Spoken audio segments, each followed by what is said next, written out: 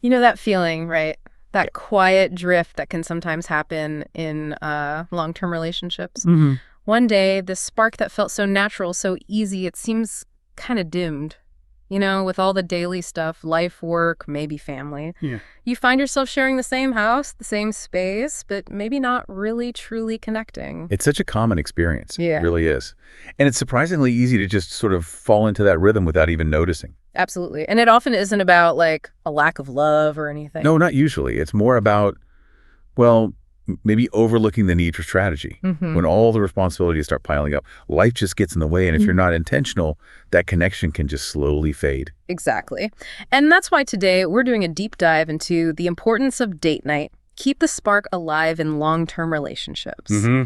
Think of this as your shortcut to understanding the science, really, behind why something seemingly simple like a date night is actually this profound, crucial investment in your relationship's health and, its future. Yeah, absolutely. Our mission today is really to unpack some of that research, look at the common things that get in the way, the obstacles, Right. and then give you some, practical, actionable strategies. And maybe some inspiring ideas, too, to help reignite and keep that vital connection going. We want to show you how intentional time together, it's less about big, grand gestures. Right. Not necessarily fancy dinners every week. Exactly. And more about that consistent, profound investment in your shared future. Well said. So let's kick off with the big why, the sort of scientific case, if you will, for making date night a real priority. Okay. The problem is it's really widespread. Most couples say they want regular quality time together.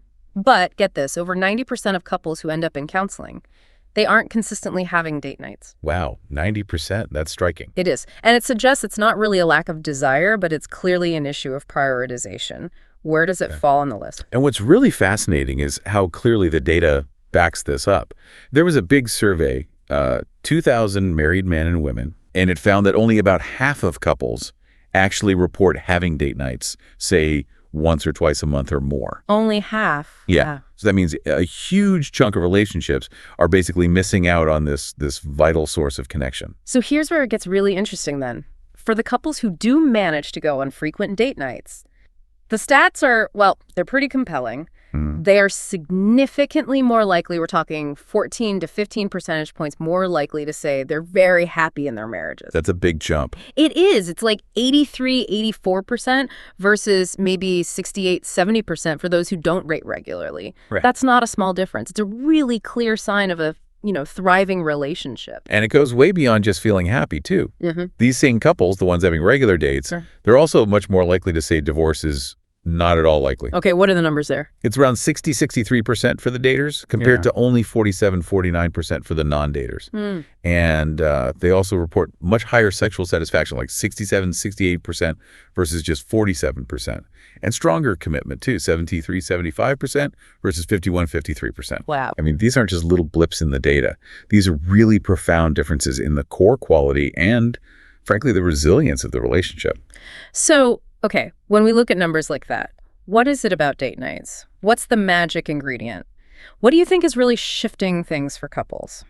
Well, I think it boils down to about 5 crucial things, sort of psychological, emotional elements that date nights seem uniquely good at fostering. Okay, like what? First, communication. And it's not just about being distraction-free, although that's huge.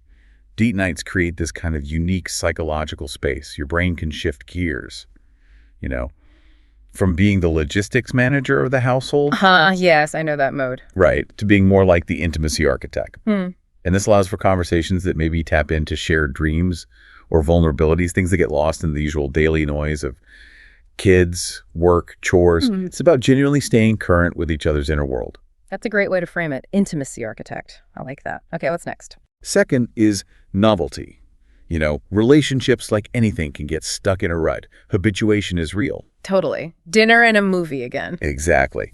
But date nights, especially when you mix it up, they actively fight that. When you do new things together, fun things, active things, maybe even slightly adventurous things. Like hiking or trying a dance class. Precisely. Or even just a new board game you haven't played.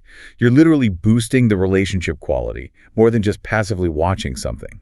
It's about creating new shared experiences, forging new pathways of connection in your brains. Okay, communication, novelty. What else? Third, there's eros, And by eros, I mean that deep, romantic, passionate kind of love, that attraction. Right, the spark. Yes. Date nights are really crucial for rekindling that spark, that passion, that excitement.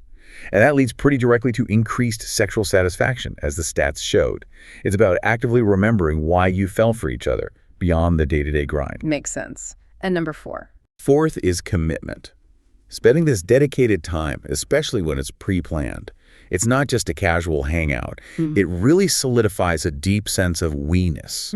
Like, this is important. We are important. Exactly. It sends a clear signal to each other, and maybe even subconsciously to yourselves, that the relationship is a priority. It's non-negotiable. It's an active investment in your shared identity as a couple. Okay. And the last one? And finally, number 5 is de-stress. Life is stressful.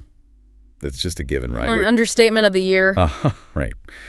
Date nights offer this crucial psychological buffer, a break from the everyday pressures, work, money worries, the relentless demands of parenting sometimes. Yeah. They provide a dedicated space for mutual emotional support, a chance to just come away from all that and just be present, be available for each other emotionally. That feels incredibly important, especially now. It really is. Yeah. And if you think about the bigger picture, couples today often expect really high levels of intimacy, but modern life just pulls our attention in so many directions, often towards the kids, right? Which is natural. But sometimes the spouse gets unintentionally neglected. Date nights provide that essential counterbalance. So, okay, the evidence is pretty overwhelming. It really makes a difference. Which brings us to the next logical question. How often should couples be aiming for this? Right. The million-dollar question. The research you mentioned hints at this, right? It suggested that weekly date nights, that leads to couples being something like 3.5 times more likely to report being very happy. Yeah, 3.5 times. That's a huge potential return on your time investment. It really underscores that point.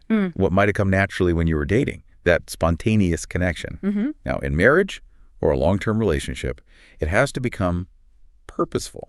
Intentional. Purposeful and intentional. But for a lot of people, that sounds like, well, like work. Another thing on the to-do list. It can feel that way. So the challenge is, how do we make purposeful feel less like a chore and more like, well, a joy, something you look forward to? That is the key, isn't it? And I think it starts with elevating date night, making it a non-negotiable appointment on the calendar. Like a doctor's appointment almost. Kinda. You have to be willing sometimes to say no to other things, maybe less important things, social invites, extra hours at work, whatever it is. So you can give a wholehearted yes to your marriage, to your partnership. It's like an act of preservation for the U.S. in the relationship. That intentionality. That's definitely where a lot of couples stumble. We hear it all the time. The common challenges pop up again and again. Like what? What are the big ones? Oh, you know them. Busyness, just feeling overwhelmed, money, the cost of going out or getting a sitter, sheer exhaustion, energy levels, and of course the big one for parents, finding reliable childcare. Yep, all sound very familiar. And sometimes, let's be honest, if there are deeper relationship issues already bubbling under the surface, those can become a barrier too. It feels hard to connect. Okay, so knowing those obstacles exist, how do we actually make date night happen? How do we push past them? It sounds like you need a concrete plan. You really do. A clear action plan helps. So first step, prioritize it. And that starts with the conversation. Expressing the desire, but not in an accusing way. Right, not you never take me out anymore. Exactly. More like, hey, I really miss us, or I'd love it if we could carve out some regular time just for us. Keep it hopeful, inviting. Okay, so initiate positively. Then what? Then you absolutely positively must schedule it. If you leave it to chance, hoping a free evening will magically appear. It won't happen. It just won't. Life intervenes. So put it on the calendar. Digital, paper, whatever works. Treat it like any other crucial appointment. Aim for a consistent time that, works maybe 75% of the time. Good point. Perfection isn't the goal. Consistency is. And if you genuinely can't find any time, that might be a sign that things are a bit too overscheduled generally, and maybe some bigger priority shifts are needed. Okay, so it's scheduled. What's next? Protect it. Yes. Protect it. Make it sacred, non-negotiable. Anticipate the things that might derail it. Work, calling late, kids suddenly needing something, a friend inviting you out last minute. Decide in advance how you'll handle those things. Like having a standard response ready. Exactly. Protect that boundary around your relationship time. Then, fourth, you got to plan it. Ah, yes. Avoid the dreaded, I don't know, what do you want to do loop. Oh, that conversation killer. Yes. Get the babysitter booked, make reservations if needed, figure out the activities, set aside the money if necessary. Do the legwork beforehand. And you mentioned maybe even planning conversation topics sometimes. Yeah, occasionally. It doesn't have to be rigid, but having a couple of prompts can be helpful, especially if conversation feels stalled. Things like, what was your high point and low point this week? Or what's one thing I could do in the next week to make you feel more loved or supported? Oh, I like that last one. Very actionable. Right. It can really deepen things. Then, fifth, spice it up. Keep it fresh. Avoid the date night rut. Totally. Try new places, new activities, maybe once a month or so. The goal is the shared experience, connecting while doing something, even if the new activity is kind of a flop. Right, like the terrible restaurant or the confusing escape room. Yeah. The memory of tackling it together, laughing about it later, that's often the win. It's about the shared story. Okay, spice it up. What else? Number 6, talk about it beforehand. Build a little anticipation. Oh, good one. Yeah, just a quick text or mention during the week. Hey, really looking forward to our date night on Friday. It creates positive momentum, gets you both thinking about connecting. Simple but effective. And the final step. The final and maybe most important step. Just do it. Haha, right. Follow through. All the scheduling and planning means nothing if you bail at the last minute or let it slide repeatedly. You make time for what's important. So, show your relationship it's important by actually showing up for date night. Okay, that's a great framework. And what about those specific obstacles? Any quick tips for tackling, say, the money issue? Yeah, for money, the key is remembering date night doesn't have to cost a lot or anything. Picnic in the living room, go for a walk, play a board game, cook together. It's about the focus time, not the price tag. Right. And for kids? Kids are tricky. Kid swaps with other parent friends can be amazing. You watch theirs one night, they watch yours another. Or lean on family if they're nearby and willing. And definitely prioritize at-home dates after the kids are asleep. Put the phones away. Make it special. What about low energy? That's a big one for many people. Yeah, energy requires being strategic about your whole day or week. It means trying not to let your partner consistently get only your leftover energy, the emotional and physical dregs. Easier said than done sometimes. It is. It might mean saying no to something else earlier in the day or consciously building in a little downtime before the date so you can recharge, even just for 15 minutes. Okay. And if the barrier is deeper relationship issues, like things are already tense? That's tough. Yeah. If there's significant disconnection or conflict, it's important to acknowledge that date night isn't a magic wand. It's not going to fix everything overnight. Right. Manage expectations. Exactly. Keep the date simple, low pressure. Maybe focus less on having fun and more on just calmly being together, maybe practicing listening or focusing on learning something new about your partner's perspective rather than trying to solve the big problems during the date itself. That's usually counterproductive. That makes sense. Set the stage for connection, don't force it. Which kind of leads us to elevating the dates themselves, right? Going beyond just the routine. Yes. That power of novelty we talked about. Doing the same thing over and over, even if it's nice, can lessen the impact over time.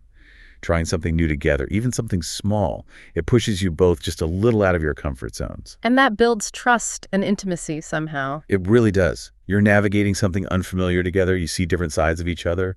You rely on each other in a small way. It creates new shared memories, new inside jokes. Okay, so let's brainstorm some ideas. What does this look like in practice? Especially maybe some at-home ideas, since babysitters and money can be hurdles. Oh, tons of options for at-home adventures. You could learn a new card game or play an old favorite. Maybe add some fun, spicy steaks to make it interesting. Cook a new recipe together, something maybe a bit challenging or from a cuisine you don't usually make. Build a pillow fort in the living room and, I don't know, play board games or watch a movie inside like your kids again. That sounds fun. Or have a Nerf gun battle, if that's your vibe. Organize a proper board game tournament. Create a fancy cheese board or charcuterie or wine tasting and pair it with a movie. Ooh, classy. Have a spa night massages, face masks, foot rubs. Coordinate your movie snacks to match the movie's theme. Make vision boards together about your future goals. Oh, I like that one. Very connecting. Try painting portraits of each other. Guarantee laughs there. Or your pets. Do a Chopped-style cooking challenge with mystery ingredients from the pantry. Okay, getting competitive now. Keep a couple's journal where you write back and forth. Plan your dream vacation or bucket list in detail. Have an indoor picnic. Play with Legos. Or try some couch co-op video games. Things like It Takes Two are brilliant for couples. Yeah, those can be great. Or frustrating. True. Or try those at-home escape room games, like the ECAC series. Lots of options that don't involve leaving the house. Okay, great list. And for getting out of the house, beyond dinner. Go for a hike on a new trail. Take a dance class, salsa, swing, whatever. Even if you're terrible, it's fun. Attend a local wine or craft beer tasting. Find a quirky board game cafe and spend an afternoon there. The key is just doing something a bit different from the norm. It's about the shared experience, not necessarily being good at it. Exactly. And beyond just activities, there are also these more structured connection exercises you can weave into dates or even just into your week for deeper intimacy. Okay. Like what? Well, there's something called soul gazing. You sit close, maybe hold hands, and just look into each other's eyes silently for, say, 3 to 5 minutes. Maybe put on a meaningful song softly in the background. That sounds intense, maybe a little awkward. It can feel awkward at first, definitely, Yep. but it really pushes past the surface level and fosters a deep sense of connection and vulnerability. It's surprisingly powerful. Okay, I can see that. What else? Extended cuddle time. Yeah. Simple, right? Yeah. But actually carving out dedicated time, maybe before bed or on a weekend morning, just for physical closeness without expectation, really enhances intimacy. Yeah, just being close. We forget how important that is. Then there's the breath-forehead connection. You sit or lie facing each other, gently touch foreheads, close your eyes, and take maybe 7 or more slow, deep breaths together, trying to synchronize. It's incredibly grounding and creates a sense of unity. Okay, that sounds calming. And the uninterrupted listening exercise. This one's great for feeling heard. Set a timer, maybe 3 to 5 minutes. One partner talks about anything their day, their feelings, a random thought. The other partner only listens. No interrupting, no advice, no rebuttals, just active, nonverbal listening like nodding. Just listen. That's harder than it sounds sometimes. It really is. Then you switch. The goal isn't problem solving. It's simply providing the gift of your full attention and understanding. Okay, one more. A quick one. The 5 things. Go. Exercise. Yeah? Pick a positive theme, like 5 things I really appreciate about you, or 5 things you did this week that made me feel loved. Take turns listing 5 things quickly, then maybe talk about them briefly. It's a really fast way to boost positive feelings. Simple, but I can see how that would work. Lots of great ideas there. But, a fantastic date once in a while is great, but it feels like it needs to be part of a bigger picture, right? Absolutely. The date night is powerful, but the real magic, the thing that makes a relationship truly resilient, often comes down to the quality of your everyday connection and communication. Right. So beyond the date itself, how do you keep those channels open and strong day to day? One really effective tool can be the weekly couples meeting. Okay, tell me about that. Sounds a bit corporate. It can sound that way, but it's incredibly helpful. It's basically scheduling a short, structured, maybe 30-minute meeting each week. Yeah. Non-negotiable, minimal distractions. What do you cover? It usually has 4 parts. 1, appreciation. Start by sharing specific things you appreciate about each other or the relationship that week. Start positive. Nice. 2, values goals, or sometimes called chores and responsibilities. Basically, sync up on plans for the week, maybe touch base on shared goals, or coordinate household tasks. Practical stuff. Okay. 3, plan for good times. This is where you schedule the next date night, but also maybe individual downtime, family activities, visits with friends, proactively planning fun. Got it. Fun is important too. Crucial. And 4th, problems, challenges. A dedicated time to address any conflicts, unmet needs, or things that are bothering you, but in a structured, contained way, not letting it spill everywhere. So you tackle issues, but within a specific time frame. Exactly. And you can kick off these meetings with open-ended questions like, how are you feeling about us right now? Or, is there anything I can do to make you feel more loved or supported this week? It sets a really constructive tone. I can see how that regular check-in would prevent things from festering. It really does. And part of making that work is also setting some communication ground rules for how you handle disagreements outside of that meeting, too. Like what kind of rules? Things like agreeing to use specific techniques when things get heated. Agreeing you can call a timeout if conflict escalates too much. Maybe agreeing to separate discussing a problem from trying to solve it immediately. Okay. Discuss first, solve later, maybe. Right. And agreeing that if someone says this isn't a good time to talk, they take responsibility for setting a better time soon. And crucially, protecting those times for fun, friendship, and intimacy from becoming battlegrounds for conflict. Keep the fun times fun. That seems vital. It is. And when those difficult conversations do happen, having a tool like the speaker-listener technique can be a lifesaver. Okay, how does that one work? It slows things way down. One person is the speaker, maybe they hold an object like the TV remote to signify it's their turn. The other is the listener. The speaker talks about their feelings using I statements. I felt hurt when, not you always. Okay, I statements. Got it. They keep your points relatively short, then pause. The listener's only job is to listen actively, no interrupting, no planning their rebuttal, and then paraphrase what they heard. Yeah. So if I understand correctly, you felt hurt because... Those paraphrase, not agree or disagree. Exactly. It's purely about showing you understand their perspective. Then roles switch. It forces you both to really hear each other before reacting. It's about discussion, not winning an argument right then. That sounds powerful. Takes discipline, though. It really does. But it can transform conflict. Okay. Any other key communication tools? Well, just remembering basic assertive communication. That simple script. I feel emotion when describe the situation factually, without blame. I would prefer it if I could make a specific, concrete request for change. Practice that one. Yeah, maybe practice it with positive things first. I feel really happy when you make coffee in the morning. I'd love it if you kept doing that. Makes it less scary. Good tip. And finally, what about when things just get too heated, despite best efforts? That's where the timeout strategy is essential. You have to agree on this before you need it. Okay. Recognize when you're getting flooded, emotionally overwhelmed, angry. Communicate it clearly. I'm starting to feel really angry. I need to take a timeout. I'll come back to talk about this when I'm calm. Or use a hand signal you've agreed on, like a T. Then what? Just walk away? Yes, walk away completely. Go do something physically calming. Take a walk. Listen to music, deep breaths. Stay away until you are genuinely calm and can think about how to respond constructively, not just react emotionally. And the crucial part, you must return to the conversation later, once you're both calm. The timeout isn't an escape hatch to avoid the issue forever. It's a tool to discuss it more productively. okay, that's a really important safety valve. Absolutely. Yeah. It protects the relationship from damaging escalation. So bringing this all together then, what's the big takeaway for everyone listening? I think the main thing is that date nights, they really aren't just this optional romantic luxury. Right, not just fluff. No. They are a vital, scientifically backed investment in the actual health, the happiness, and the longevity of your long-term relationship. They represent this really powerful, intentional choice, a choice to actively nurture your connection. It's like moving from just passively sliding through life together. Yeah, letting inertia take over. To actively deciding to grow closer, to deepen that bond, to build a more resilient partnership. Beautifully put. It's an active stance. Yeah. So as you think about integrating these ideas, maybe consider not just if you're having date nights, but what kind of connection are you actually cultivating? During that dedicated time, are you really seeing each other, hearing each other, appreciating each other? Or are you just kind of sharing the same physical space? That's the provocative thought, isn't it? The spark that brought you together in the first place, it needs regular attention, regular kindling. It does. And ultimately, you hold the matches. It's about making the choice to light them consistently.